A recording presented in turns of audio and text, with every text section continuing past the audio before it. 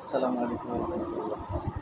অনেক ভাই আমার কাছে পাইলস সহ অর্শোকেস এই সমস্ত রোগ সম্পর্কে প্রশ্ন করেন, যেহেতু দীর্ঘদিন যাবৎ আমি এই মলদ্বারের দিয়ে রক্ত করা পাইলস অর্শোকেস এই রোগের চিকিৎসা দিয়ে থাকি। আল্লাহ প্রদত্ত গাছের মাধ্যমে শিয়ালমতি গাছ, যেটা ব্যাপকভাবে বর্তমানে সারা দেশে আলোচিত একটি গাছ হচ্ছে শিয়ালমতি গাছ।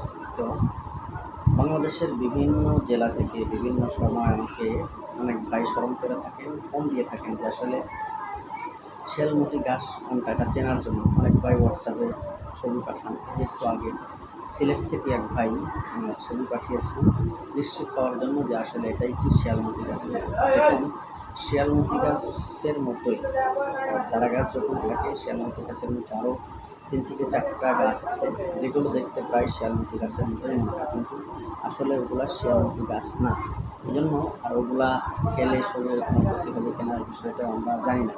এই জন্য পাইলস রোগের জন্য যেই শিয়ালমতি গাছটা আপনাদের দরকার, সেটা আসলে আমি এই জন্য অনেককে বলি যে ভাই, অনলাইনের মাধ্যমে ছবি দেখে বোঝা যাইতেছে না যে আসলে কি এটাই শিয়ালমতি গাছকে।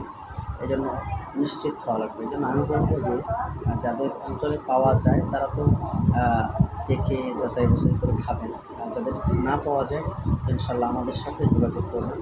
আমরা অবশ্যই শিয়ালমতি গাছ কীভাবে খেতে হবে এটার নিয়ম বলে দেবো, এবং 3-4 মাসের মধ্যে আপনার অর্শোকেস পাইলস এটা যদি অনেক পুরাতন না হয় তাহলে 3-4 মাসের মধ্যেই আপনার কী হবে, সেরে যাবে ইনশাআল্লাহ।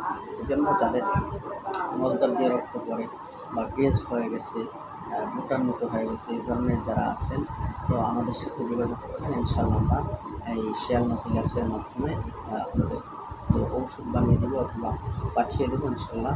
আশা করি আপনারা আপনাদের অল্প দিনের মধ্যে পাইলস রোগ সেরে যাবে।